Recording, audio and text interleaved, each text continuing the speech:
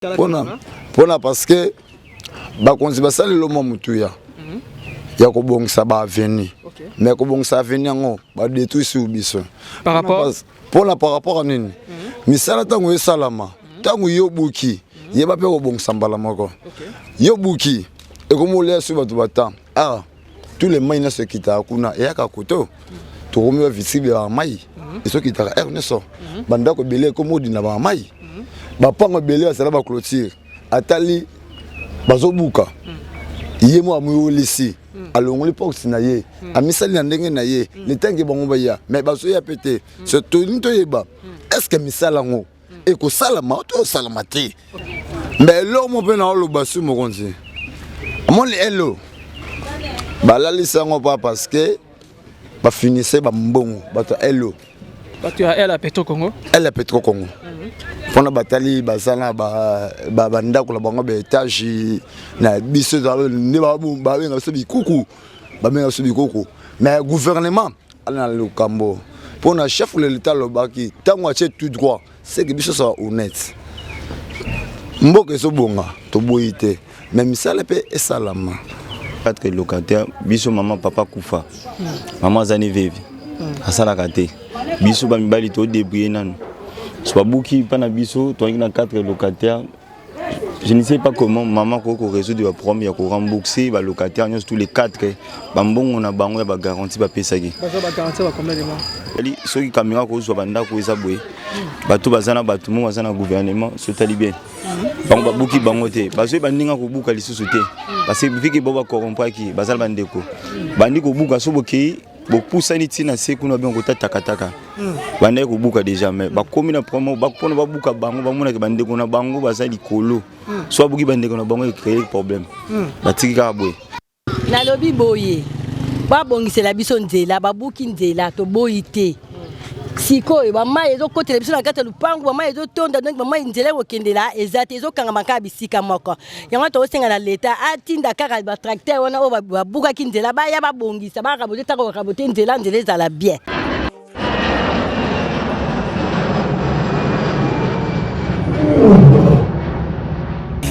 ya biso yango oyo eza biso na biso suka ya makambo eleke bandeli mesiko yo ndetango na biso lelo eza lelo don't have to wait till tomorrow poto kende liboso tia kondima likolo na nyoso po mosika to wuti nini te to moni na nyoso to sali mekondi mekoli forever grateful I'm counting my blessing by way do I begin cause eleki mingi likolo na seko lekaba ute bandeli si to benga mabalongi always give thanks for the life I'm living the coming is like I'm watching a movie soki na kanisi bola muna yo elekela kangai osali ya kokamo oduwa give in exchange koma koyebisa ngai liwaya so ndima pepo ngana zwa bomo ya sekwelekela kangai give to Caesar what belong to Caesar ya bisolo kumuntu pesa na nkolo obimisa ngana mulili opesa lilobo epelisa mwinda okomisa njoto etonga makamu na koma komona kokamwa ebandeli pesuka nyoso tosenga ka esi osala bokitano ya bala ya mabana bilaka na ndima kokokisa nyoso pona ntina nanga ya mutuya yo pesanga ofere nzambe tata esengo na ngai ya libela moninga na ngai ya mutima matoye yo kimiso emoni minga kolobeza te otemeza te mwe misale monani minga kolobeza te outi mosika esensa tokomi minga kolobeza te ya kolobeza te minga kolobeza te matoye yo kimiso emoni minga kolobeza te otemeza te mwe misale monani minga kolobeza te outi mosika. Bonjour très chers amis téléspectateurs chaîne YouTube Yabiso podcast en tout cas un grand merci à vous internautes Nabiso ainsi que téléspectateurs na bongo magazine tolobela bongo ba commune donc toza awa na district ya Tchangu précisément na commune Massina donc Massina vers abattoir sur avenue abattoir quartier Imbali et siko wapi ba ndeko ya avenue abattoir ba utaki bongo ko buka bango ba ndaku et ba tumisu bazongse bango ba 20 mètres et pardon et ba mètres, 17 mètres, 5 mètres et puis misusu pe ba perdre vraiment et donc population et bazwa ki mosolo ya retour te et yango ndela bandu kaka TVZ radio te ndenge tozoka bozoka la mato ya batuto kitisiko awa sur cette avenue abattoir donc tosola bongo na population et bango moko ba expliquer ngana bao balanda biso na minute yo et ba expliquer biso c'était passé comment bazaki bongo averti ou pas to anje côté kambala moko et bandi bongo bukabuka oyo tozo mona awa mikolo vraiment de bazobaka Kinshasa ezobonga na ye mokonzi ngumba ya ville province ya Kinshasa papa Daniel Bumba Lubaki ndenga baki na Kinshasa ezobonga alors tomoni bongo avenir batoire le babuki bongo bandako alors to éviter eza pona nini est-ce que ba osala bango nzela to bazosala donc à travers cette belle émission tout le bel bongo ya ba commune quant à mon humble serviteur votre Kin 24 le lion de la presse congolaise et na sima caméra na zabongo na ndeko José Mbungu, un grand merci à vous pour cette belle image. Voilà nazana d'ici Kachangu et précisément na Masina abattoir sur avenue abattoir aussi quartier Imbali et le kozonga momo kesi mais siko pinde ko je suis besoin mon ndenge ba buki vraiment mapango alors est-ce que ba pesa bango ba mbongo pour ba kesomba koto mususu toté alors bogoye bango à travers cette émission restez toujours branchés nazapena moko ya papa na biso za awa to ba soka za na avenue oyo toté et tous apena ba éclaircissement à travers cette émission donc restez toujours branchés. Bonjour papa.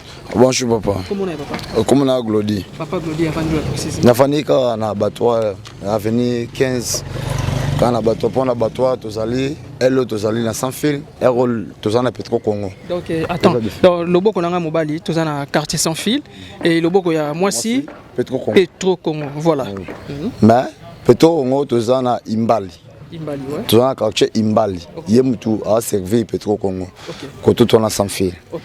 Mais eloko moko bino ba continue senga pona parce que ba konzi ba sala lo mutuya ya ko bongisa ba avenir mais ko bongisa avenir ngo ba détruire sur biso par rapport à nini misala tango esalama tango yobuki yeba pe ko bongisa mbala moko yobuki e ko molia sur batu bata tous les mains se kita kuna ya ka koto to romi visible ya mai et ceux qui t'a ernesto banda ko belé ko modi na ba mai ba pango belé ça ba clôture atali bazobuka yemo amuyo lisi alongoli pox na ye amisali na ndenge na ye le tangi bango ba ya mais bazo ya pété ce tonito yeba est-ce que misala ngo e ko salama to salamate. OK.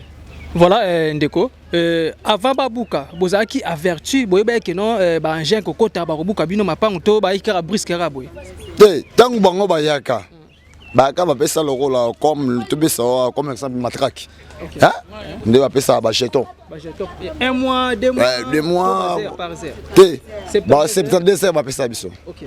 Oyo to ça d'après bango ba roya kubuka bon ce que tango yo pesi mutu 72 heures oya kobuka ata la paix limisi bino boche ye awelisi na ndenge na ye mutasombi lopango le temps que bango baya kobuka mais ye moko lopango a décidé ne ba se limisi bwe na profiter na buka ngamo pour bango boya ba o déborder mais lo mo pe na lo basu mo konzi mon elo balali sango pas parce que ba finissait ba mbongo bato elo bato ya elle a Petro Congo pona batali bazana ba ndako la bango ba étage na biso ne ba benga so bikuku ba benga so bikuku mais gouvernement ala na lokambo pona chef de l'état lobaki tango atie tout droit c'est que biso soit honnête mboke so bonga to boyite même ça le pe esalama Merci bandeko belé bazolela hein. Merci mon grand. Merci pour votre intervention, cher ami téléspectateurs. Donc toujours na commune Masina entre Petro Congo et quartier sans fil. Alors na sur la pena maman, mbote maman. Mbote na papa. Comment est maman? Comment na maman Clarisse. Maman Clarisse. Madame Kola. Lukula. Nkula. Là mon Congo, mutabandu. Congo. OK. Merci bien maman le te kota labino parce que tout ce qui m'appelle trop awa na venir Petro Congo ba buki banda depuis babuka bazonga lisusu te alors ndenge ba ebisa ki biso ngai na yo yo oza mieux placé ya ko expliquer balandi o bazona na biso na ministre oyo bayaki na ndenge nini et puis tant bayaki babuki bapesaki ba mbongo toté. Bon bayaka bapesa so jeton mo ya 72 heures. Tu comprenais que de 72 ans, tu vas dire que tu noter que tu vas buka. Namba di kuto moni, tu bien numéro, tu as bien les simbaté. Tu as bien les simbaté. Tu as la tête de faire tête de vite. Tu as côté à bureau à perdre des araka na gombe kuna. Tu as trouvé bababi que avant de moli, bah y bisabiso, bah y a ce avertissement. Tu as bazo ya. Tu sais que c'était dimanche tout monde na kaka, bah y côté bah mesurage na bango, bah y ko mesurer. Bon tu dis bango tu ko ya ko avertir bah y ko buka to ko là. Tu fondis exactement certain le 15 décembre, oh récemment la janvier. Tu comme le 15 décembre tu m'as baillé, bah bandi ko buka mbala moko. Ba lobina mutelo ko tenité. Donc na bazana biloko na bakati ba boutique donc ezaki so moi. Tu zaki paniquer. Tu maka donc à partir à 5 janvier je bandi ko buka. Tu sengi ba pardon to boto misa biloko en tout cas ezaki do bazo buka kaka. Ti ba kei. Bon c'est comme bana ba kendo ba ya ko sa bazo yati.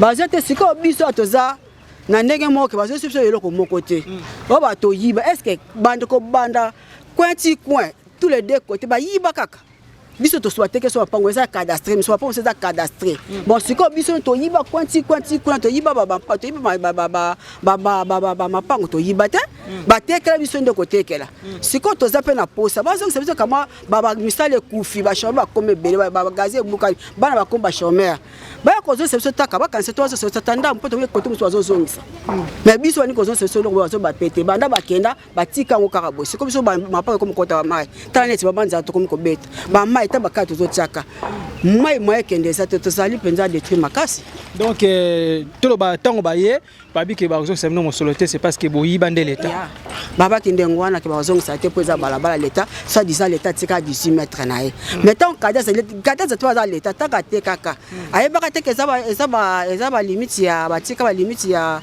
nzela ngo mais c'est quoi tu dois comprendre tout ce que c'est le roni maman bana somba lupango awa ça fait combien des années déjà bana somba parcelle bana papa ya ça depuis 96 et 86 86 ana boké na cadastre ba pesi bino numéro to za mikanda la biso la kisaki bango pe batuni donc na to za boeza mapango batuni na bango mutu te ko la kisa mikanda la sema la sa batuni na bango lo bato lo côté ba ka ko buka ndenge wana batuni ate lo ko moko te to tanga buka ki ba lo baki ba osala nini ba ba so makadam mati na betani ko na boulevard mais to yebite ce qui ndeni pe ume pe ba yaki depuis le 15 décembre tisiko faut pas zonga ta ba bongisa tanzela ngo po mai ekeneke mais siko to ça détruit et loko be mutu pas zero so bo loko moko ezati o ba ko zongisa mbongo ba ko zongisa te ba so ba pe loko moko te donc ndenge tozo so no be mama epoza victime na ta victime le pango ngo ok balongo le combien de mètres balongo ki 2 mètres 20 2 mètres 20 ya et yoko to moni balongo li 2 mètres 20 et ba tiki penda ko ça nango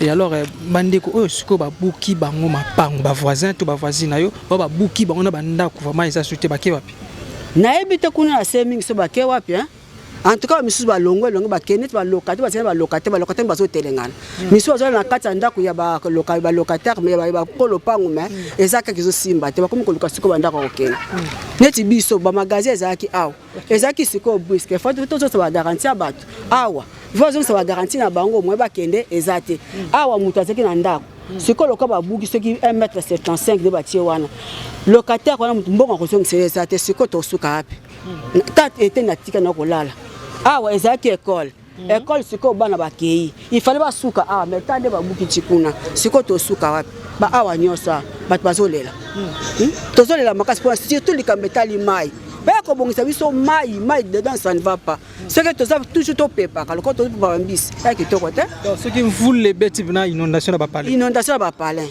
ya bakasi vraiment ya moto tikanga bo mai moya kende zati. OK merci beaucoup ndoko Jesus sunga biso awa tala caméra maman message no ko lancer na gouvernement congolais puis ozipena mokano ya kobuka bongo bandako to boyi teke abuki azo sa pe likamala bukaso bongisa banzela ba terrasse azo tia supposé ça faisait ba terrasse te azo sa likamala mais na ndenge ba buki biso be to sombaka to za bato ba miso ba pensionnaire ba miso ba sala ba miso ba ko ba VCA ba kanisa na ta ko zo kama quelque chose po partout miso to bazo zongisa neti kaka siko na mona entre kuna ba mama wenzi bazo buka ba teka na nzela wenzi bazo sa so ba mbongo bongo biso to somba mapango to za ba fiche parcellaire to za ba mikanda cadastre ba ko zo te pour l'année bakanisela biso en tout cas mais to boy te basala nzela basala baya ko sala bazo ngisa so kama quelque chose pour biso to survivre pas misale ko fait biso. D'accord. Merci beaucoup, cher ami téléspectateur. Donc, restez toujours branchés. Donc, maman, là, c'est déjà un message. Merci, maman. Le message est bien passé. Donc, voilà. Na sur la peine de Komobali. Habité ceux qui n'y n'a pas baksa susu. Nan oyo maman a outi kolba. Mbote papa. Mbote papa. Comment on est papa? Comment on a joué les lamba? Papa joué les lamba. On va na avenue. Na vena avenue Bato numéro 14. Parcelle na biso ya ngwana place. Ngwana kasi na zote. N'est pas aux victimes. To ba victime. To gina 4 locataires. Naki na argument maman uti koloba on avait 4 locataires biso maman papa kufa maman zani veve asala kate biso ba mibali to débrouiller nanu so babuki pana biso to na 4 locataires je ne sais pas comment maman ko résoudre le problème ya ko rembourser ba locataires tous les 4 ba mbongo na bango ya ba garantie ba pesaki ba garantie ba combien de mois? Moi je n'étais pas là, souvent j'ai l'habitude de bima tongo kozonga buto. Je crois que ça 5 mois plus. Na moi les a pour la commissionnaire.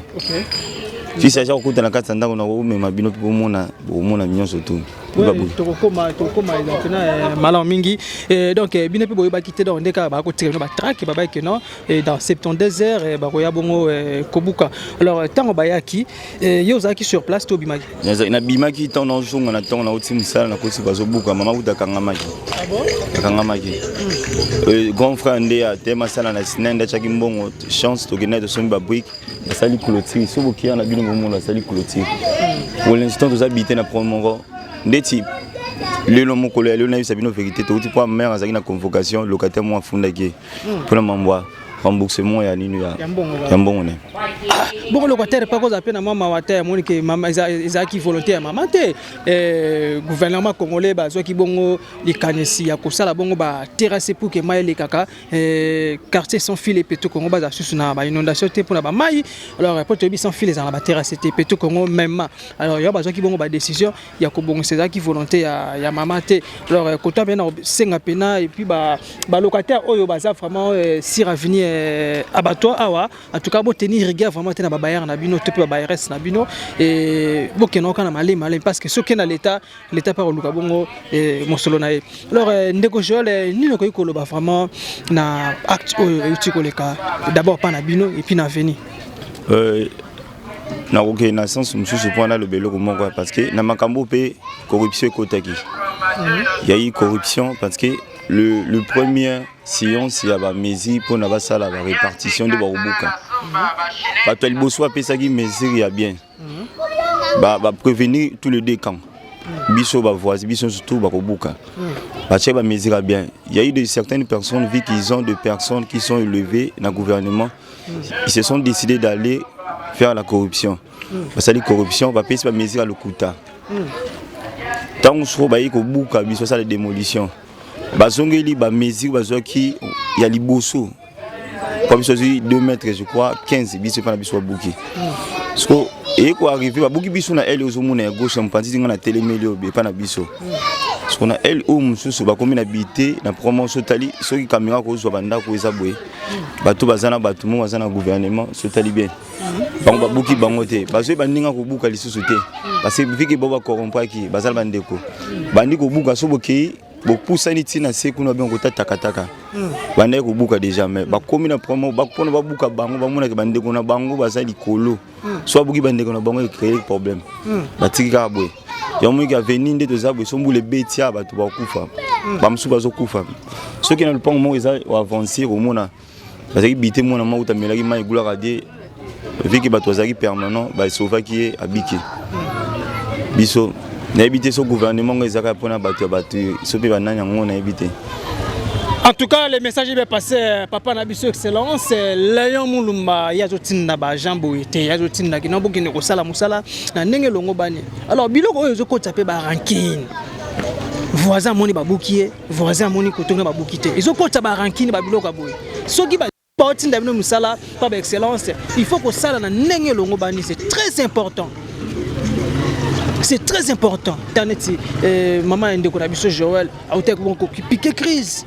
So tant que les kabamoni que non voisin babouki bangote nga babouki nga iso pesa pasi koto a raisonner sur no bala uta kotika ya utakala. En tout cas eloko yo ezapena malon mingite ndeko to megape ko poussa na liboso wana ko tala pe ba nzinga ya ba ndeko oyo ba buki bango to pe ko koma pe ko kota pe na no pampango net awa ezaki etelo et siko wapi ba député ba bimaka et siko ba journaliste ba bimaka lokolanga et siko wapi ba sénateur voire même président de la République et siko ba bimaka ezaki bon etelo école ezaki bon école mais lelo bana o bazana moi mosolo ba parents na bango ba koti bango na ba école mosusu o bazana mosolo te ba vandika la banda en tout cas eloko yo eza vraiment malamu mingete. Alors chers amis téléspectateurs, donc toujours continuer toujours comme wana to laksabino comment misala ezo salama parce que mon konzi ngumba ya ville province à Kinshasa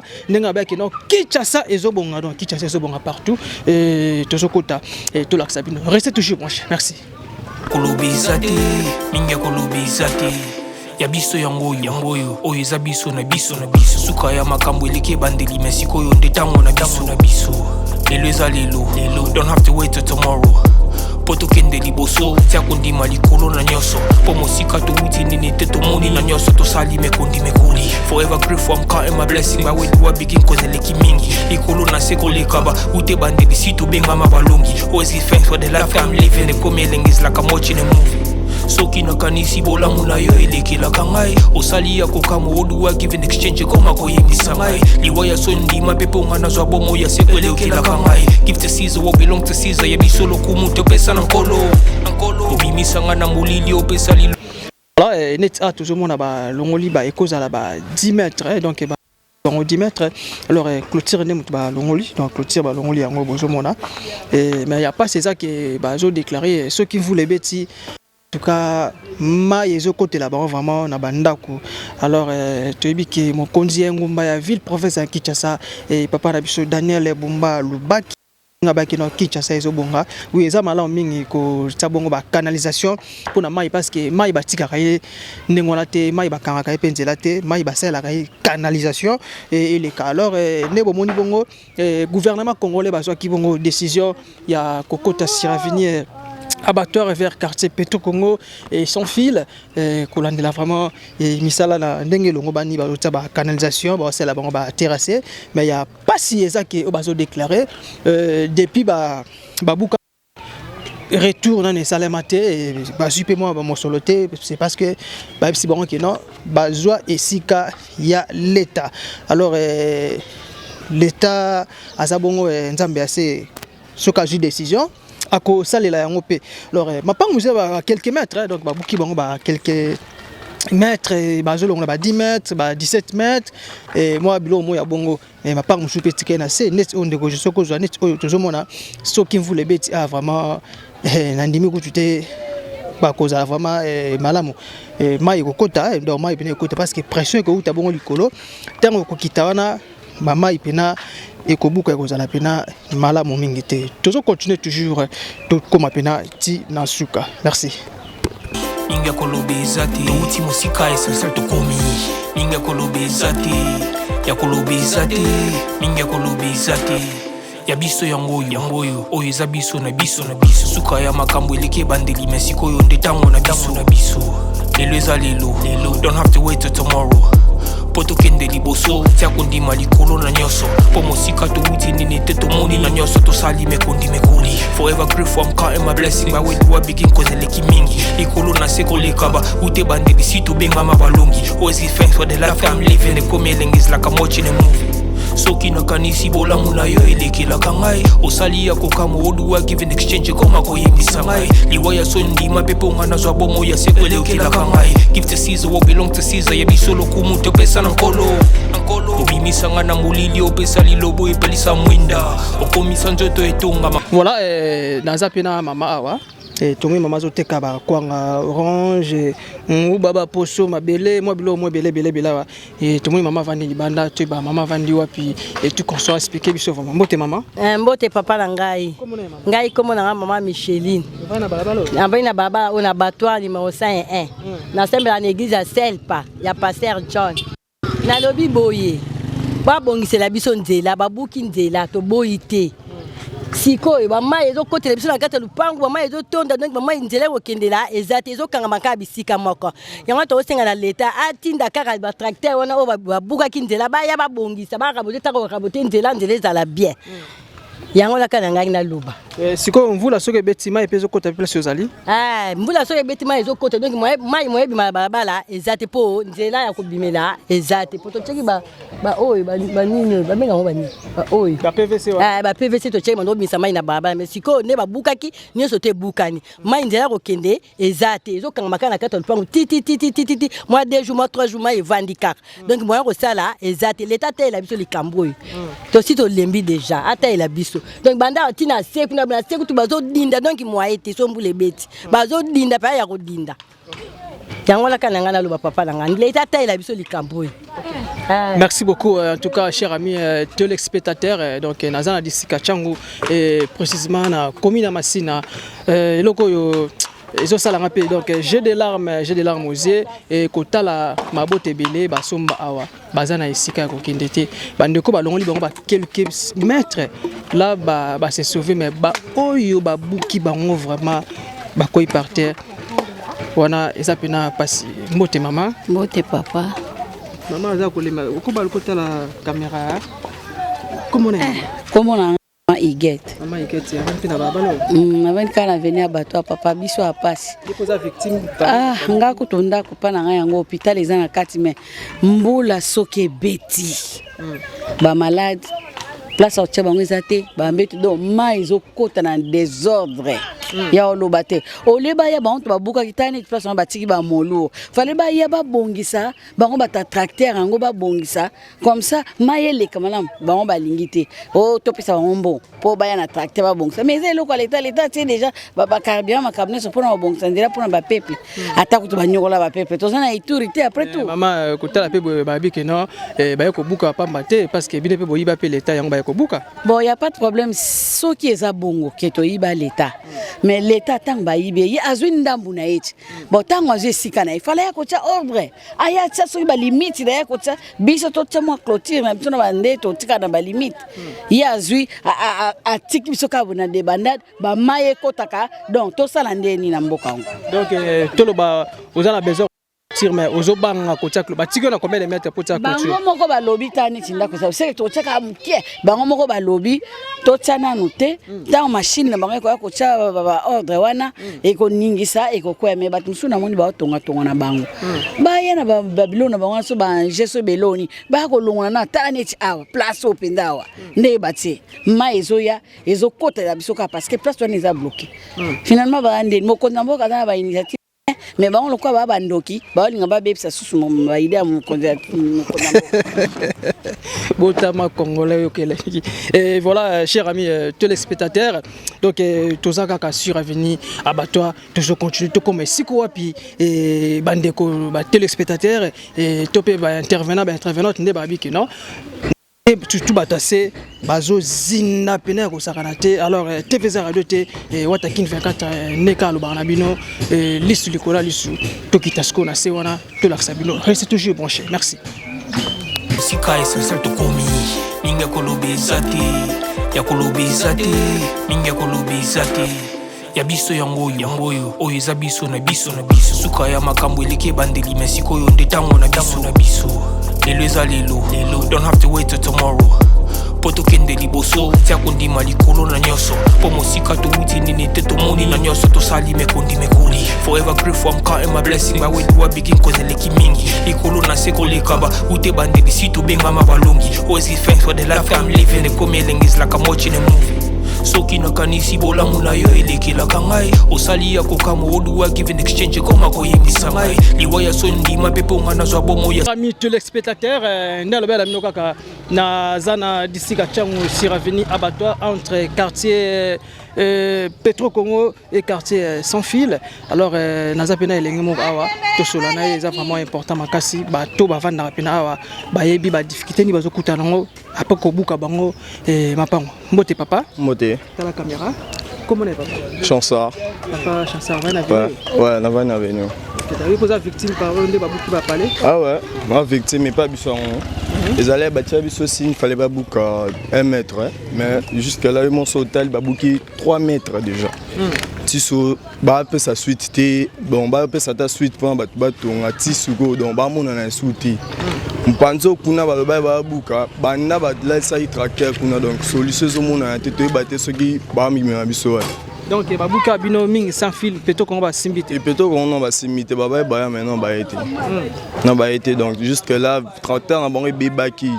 Bebite so ba sa ni mais bonne babouka yi. Bonne ba simbiter ne ba tout ba ba lumindima ba buka. Alors tu vas ko buka yo zaki surpris bien oui ba qui déjà vous avez déjà verti qui ba buka bino. Non, tous allez surpris ka bo jour mon to vani ka bo to mon tracteur na ne akuna to comment on a déjà to buka tiba comme déjà trop tard et puis bas enchaîne avant on est banobuka. Et côté là vous avez na maison commerciale. Ouais, ba maison commerciale les amis ça tout. Il fallait pas 1 mètre en main, et on va déborder 3 mètres donc. So ba maison ezaki ya binomoko to ba locataire ba na futa pas la bino.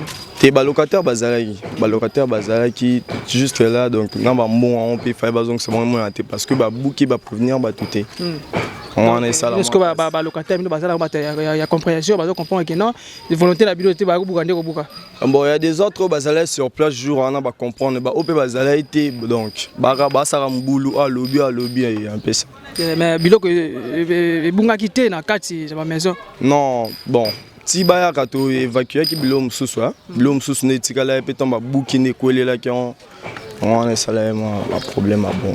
Voilà, et depuis sans fil, c'est la chose. On a terrassé, yebi, vous la savez, sans fil, vous comme mon mais l'État a eu décision, assez à la bino va terrasser, mais bino bozo les assus que non, pas beaucoup bino. Vous avez été place on a payé l'État a eu décision il y a malam mingi pour na koider bino pe. Ouais, pour la décision à suite au CPL parce que mboula personne banobe tabama et banoté manaba veni et tout. Nimpe ba bi basala nini to senga kandi basala on ici là batika nini inachevé te basala on ici là pas biso peto za la bien pas boué bambula so ebeti so ta ba mapango kuna ba maizo kota bazo dinda poani ba buki boué donc basala le plus vite que possible basi sango pour na to zapper bien. OK.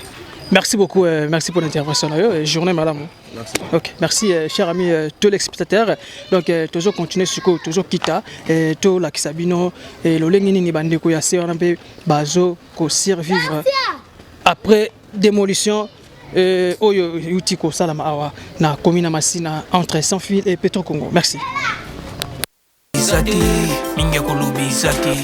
Ya biso yango oyo eza biso na biso suka ya makambo eleki bandeli mesiko yo ndetango na biso. Là chers amis téléspectateurs donc to kitisko na c'est vraiment et siko wapi bande ko baza vraiment na difficulté makasi parce que vous la soke beti koto vraiment bama ezo côté la bango ben moi to condamner l'état exacté c'est parce qu'il y a eu bongo décision à malamu et ko sala bongo ba canalisation parce que vous la soke beti mai ele kaka na ndenge ilongo bani hein donc population base la vraiment la ba inquiétude ba yeka bongo te buka non ba sali bongo pona bien ya population mais ba ndeko oyo bazu mosolote ezaki c'est parce que ba yibande l'état longo likaka a récupérer ka ba mesure na ye donc ba mesure na ye donc c'est ça yango bomoni bongo bazwa ki décision ya kobuka alors toujours kitaka ka tina seona et pour que kolaksabino comment population ya Masina sur avenir Abattoir donc nazana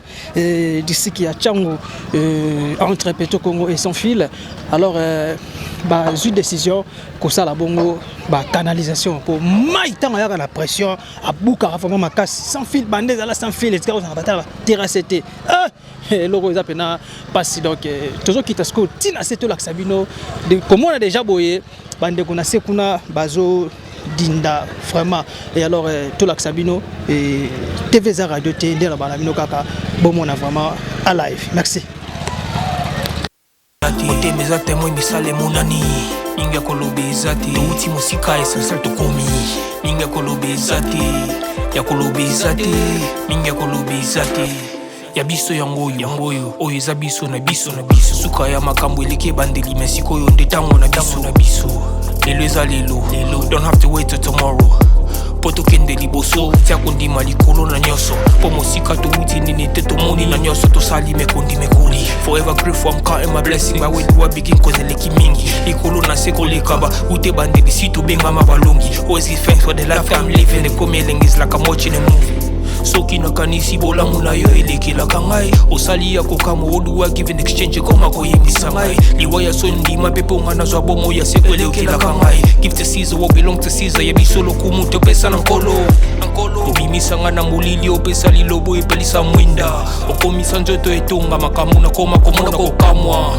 ebandeli mpe suka nyonso tosengaka esi osala bokitano ya bala ya mabana bilaka na ndima kokokisa nyonso mpo na ntina nanga ya motuya yo pesanga ofere nzambe tata esengo na ngai ya libela moninga na ngai ya motema matoye yoki miso emoni minga kolobe zati otema eza temo emisala monani minga kolobe zati outi mosika essentiel tokomi minga kolobe zati ya kolobe zati minga kolobe zati matoye yoki miso emoni minga kolobe zati otema eza temo emisala monani minga kolobe zati outi mosika essentiel tokomi minga kolobe zati ya kolobe zati minga kolobe zati.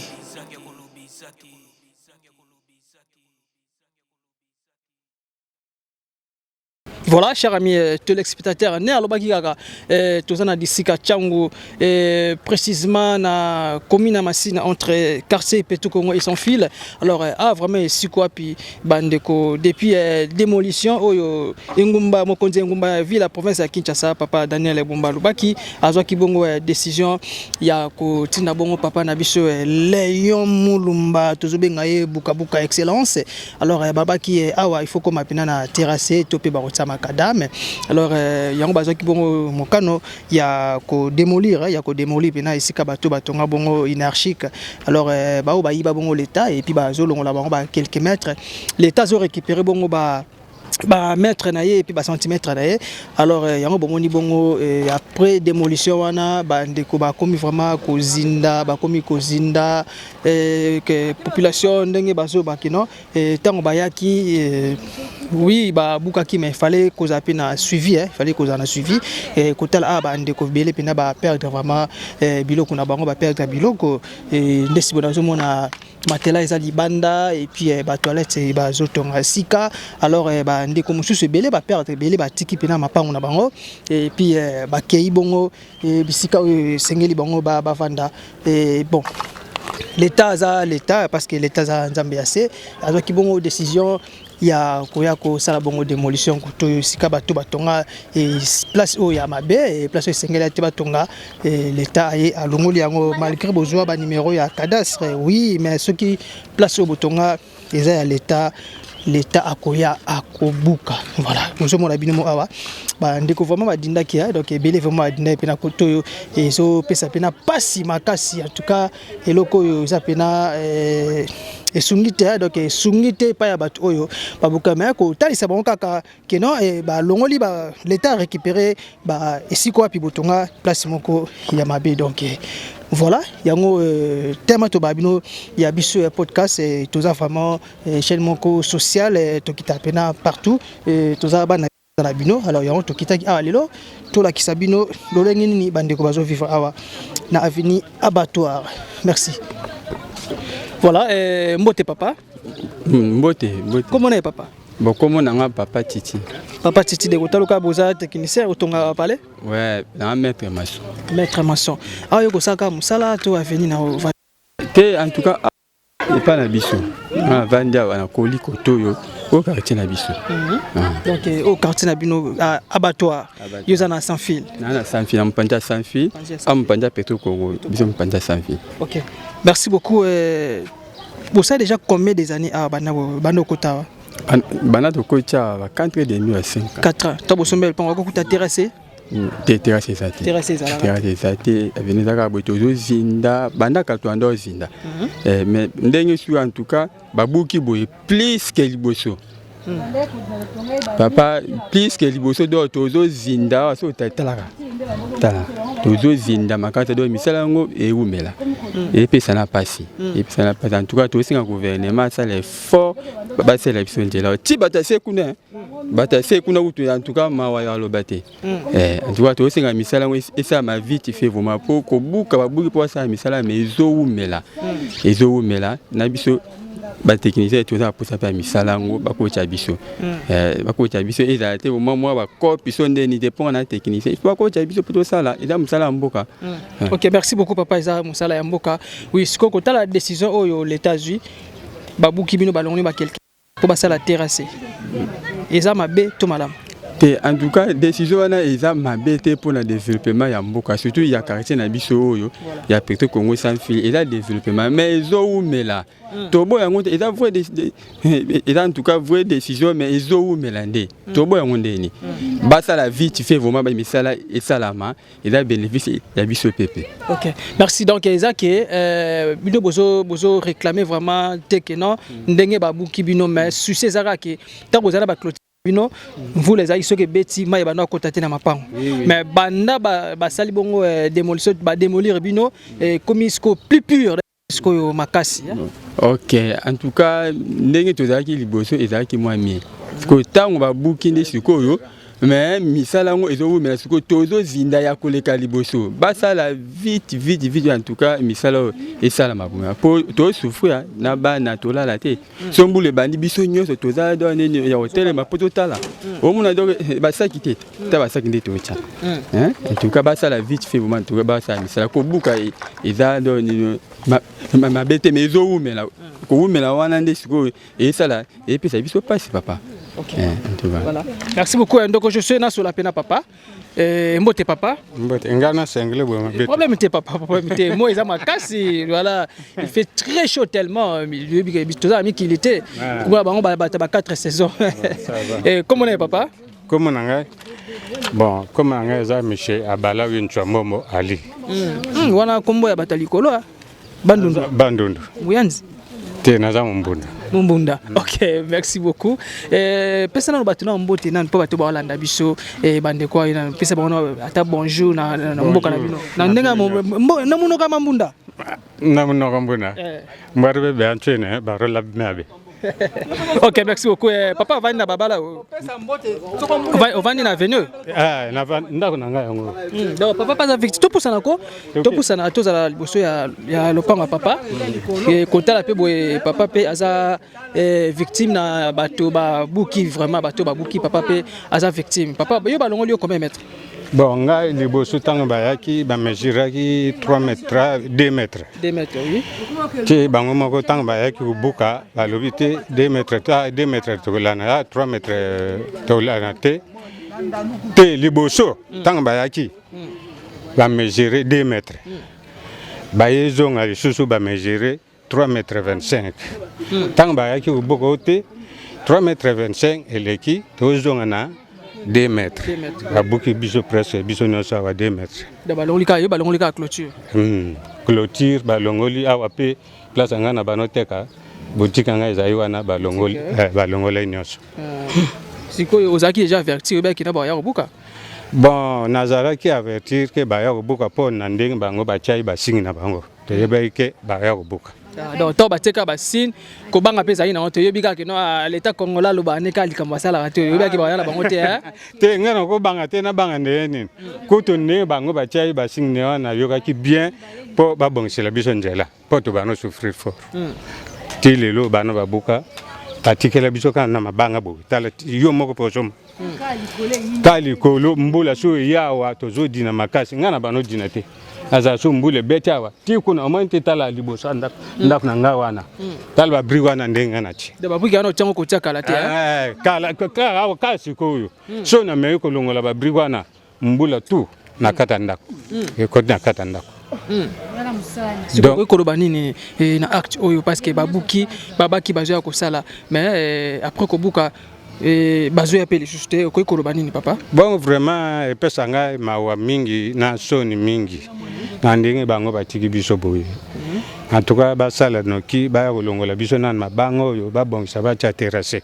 bon kotika bato boye eza nango bien te eza mabe makasi tala basak yo moko sub membo filmer kuna tala basak mboka nini penza ezala bo capital nini to kalika pona mai ndenge wana donc général biso koto mingi mai zo uta mone ndako etage oyo mai zo uta na tinel wana koto ezo ya kokitati koto ata yo soto biso to ke wana yo ko mona ndenge mai ndenge yaka wana tala barrage wana biso to chibo oyo mai moyen zo ngakoto ezali ko mai wana uta likolo sans fil et tout ça na mituka na ba moto yaka kochola te awa barrage wana to chai ke so ye beti bo lokota so ye toni awa eleki basako oyo eye matati koto ti kuna likolo donc toujours souffrir basala noki baya kolongola biso basako babongisa Voilà, en tout cas, Excellence, Léon Moulumba et Sikazali a vraiment à travers cette émission. Et puis, mon conseiller Ngumba ville, professeur Kichassa, papa Daniel Bumba Luba qui est papa Yaban Ebele. Chose faite, dans chose promise, chose faite, Nenga Lubaga qui non, Kichassa Ezobonga. Oui, mais ça là vraiment, Ezo Salama. Mais Koya Ko Salango Pinalo Mango, parce que tout ça la saison il y a pluie, donc tout ça la temps il y a Moula. Et Mvoula, ce que Betty, à Venabatoire, c'était pas comme ça. Oui, Maïbana, Mvoula, Maïbana, va venir parce que ba terrasse za la raté mais comme ce qu'on plus pur nenge ba démolir bango banzela et baby pena ko sarate be boso mona awa tozana ba pandémie belé le quoi ba covid-19 ezali malaria ko tu n'en parlons même pas et puis tozana mpox awa bana miki bazali tozomona ba bébé bazawana et puis bazolamba place oyo bazolia peka place oyo place a bosoto et kola na bango ko pe difficulté awa kutu so papa ngunga so partir air nina ese ngungi na butu akipaka RT ngungi na butu akipa RT bana 18h ti tongo donc 18h ga ngunga bandi ko ngungi bandi na mayo nyoso hotel mawa moyete OK maintenant awa ezalaka terrasse to balabala place lobi mai utara sans fil kaka ndenge ezalaki terrasse awa ezalaite kaka ndenge ezalaki ngape na umeli awa nazalaka awa ezalite ke naza mutu ashikate est-ce que avena bato ezalaka saleté boy tango kotaka bon en tout cas tant ngana kotaka avenir bato ezala bote ezali terrain moka munene bana bazo beta bala awa bazo sakana zelo na zelo bana sans fil pe moyen te bala awa ezotoka zelo na zelo Thérèse la soute c'est parce que boyiba ne l'état Thérèse la soute Thérèse ngope nakolo ba ke Thérèse alaki ezalaki balabala munene yango wana baba no betela ngo bal bon depuis tisiko bal e beta ma soute maya sans fil e yaka utonza wa moyen ezate bana moyen ba beta bal ezate ezaki tokote basala noki baya kolongola biso mabango babongse biso nzela batila biso terrasse ya bien poto zala na biso bien donc bo toujours souffrir ba mama biloko zo kota mai est-ce ça bien na kata ndako awa surtout à place ngana zo lobawa moindre erreur soki mwana muke bakitwa na mbule zo beta akuchola kena ye bana classe ba zo chola ba sapato ba ketse zo longwa ezo sila na ukita na mai et ça bien te ba sa noki baya kolongola mabango bachila biso terrasse maka bien terrasse na biso pe awa so balingma changa bacha terrasse ya mwa munene so balobika mwa terrasse eza mukeboye ba kosala perte nyoso ojipana awa na njelo yaka wana nyoso ojipa na zelo mwa terrasse ezala mwa munene. D'accord. Merci beaucoup papa, les messages est bien passé. Restez toujours branchés, tout juste après. Merci. Merci. Voilà, chers amis téléspectateurs, papa a aussi expliqué biso alobi oui, côté la paix effectivement négociation kuna za likolo donc kuna za likolo na sans fil les likolo. Alors mama inyoso utara likolo na akitarande awa et yango bomoni ba papa topé ba babilenge ya veni bazwi bongo likanisi ya kotia basak netika na este bambila esika babatamaka bambila ya oni wana esika babatama mpona guerre batiango mpona koprotege bongo mvula kotala clôture ya ndako etage oyo fondation yango ekomi mpe a danger. Donc fondation nango est commis à danger, c'est parce que mai ce que zoya azolia fondation comme on a karaboye bandeko bakoi en tout cas tout le monde peut ba uti pe ko bukaya ba uti pe ko bukaye donc pression utara sans fil et qui t'a nesco awa ce que place azoya place azo kita donc moi na mukie ndenge papa uti ko expliquer ce qui moi na mukie za awa en tout cas akozina à perdre pe vinaye atiki biso alors ko sala vraiment na lombango ko sala pena lombango d'abord ko tsana no ba canalisation vraiment ya minene oza bongo durable na bike muko tombolo fachi beto zongona beto pena misala pena iso salama ba terrasse ne papa uti ko expliquer feza vraiment ya minene pa mai pena ele kaka na ningo moko elongo bani awa eza déjà carré ce qui mai wane uti iso telemaka awa iso tema awa comment déjà ba voisin kuna ma trop bande quoi déjà kotala kaboye toilette ça les a sous na vie molaité mire kokoya en tout cas ils a vraiment pas si na bike ba ndeko bozaki pena ebele liboso ba itando ikena biso ko na bongo magazine lelo na zaki bongo je suis Mbungu et moi Nachangoli un grand merci à les trios d'enfer donc les trios d'enfer boss Roni Malunama boss Joking Malunama ainsi que boss Yannick Malunama Ozabongo moko ba serviteur na bino moi habitina na bino Watakin 24 les lions de la presse congolaise donc ming awa na Massina awa entre Sans Fil et Petro Congo sur avenue abattoir dans naiki ko sanini naiki ko laksabino lolenge nini depuis ba démolition et salama na avenue abattoir bandeko bazola la lesu tendeza bolikolo pe eza bien te lelo na zone azomona mvule ko beta donc place mususu sont vous les beti bandeko balali kitoko boza kitoko parce que mvula se beta pongeza kitoko yo lali ponga kitoko bandeko koto mususu bazolela donc mingi yango to ko lobela awa moko lelo awa na venir abattoir na commune Masina na district ya Changu grand merci à mon sponsor privé mon vieux Charlie Waingu ya mama Coco Machantima grand merci à mon papa Simon Foka Stati à Paris ya maman Cécile Massango Mulongo un grand merci à notre pasteur Derlin Mbitivova ainsi qu'à ma grande sœur chérie Serna Menzela Mini Loga Portalola et à papa Nabiso Jérémy mon beau que j'aime beaucoup un grand merci à vous et un grand merci aussi à mon vieux trésor le tenant de l'homme à 500 000 valises à Bilamba et à maman Laetitia Kandolo famille Kandolo Manalela Bine à trop Kandolo plus 20 Kandolo Ndoya maman et maman Souza, maman Bokilo, un grand merci à vous. Et un grand merci aussi à les amis de Watakin 24 depuis Turquie, Bato Penaba Soutenanga. Un grand merci aussi à les amis de Watakin 24 depuis Congo RD, Ming Penana Kinshasa, en tout cas base nanga.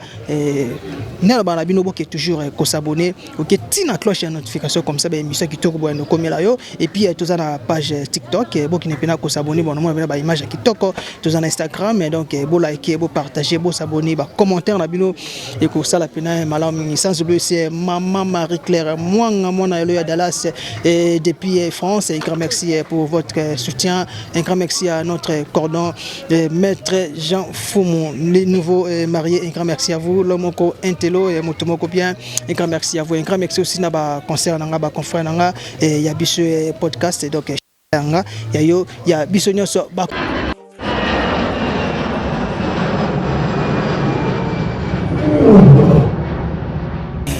ya biso yango oyo eza biso na biso suka ya makambo eleki bandeli mesiko oyo nde tango na biso lelo eza lelo don't have to wait till tomorrow poto kende liboso tia kondima likolo na nyoso po mosika to wuti nini te to moni na nyoso to sali mekondi mekoli forever grateful I'm counting my blessing by way do I begin cause eleki mingi likolo na seko lekaba ute bandeli si to benga mabalongi always give thanks for the life I'm living the come is like I'm watching a movie soki nakanisi bolamu na yo elekelaka ngai osali ya kokamo oduwa give an exchange koma koyebisa ngai liwa ya sondima mpe mpo nga nazwa bomo ya seko elekelaka ngai give to Caesar what belong to Caesar yebi solo kumu topesa na nkolo obimisa nga na molili opesa lilobo epelisa mwinda okomisa nzoto etonga makambo nakoma komona kokamwa ebandeli mpe suka nyonso tosengaka esi osala bokitano ya bala ya mabana bilaka na ndima kokokisa nyonso mpo na ntina nanga ya motuya yo opesanga ofele nzambe tata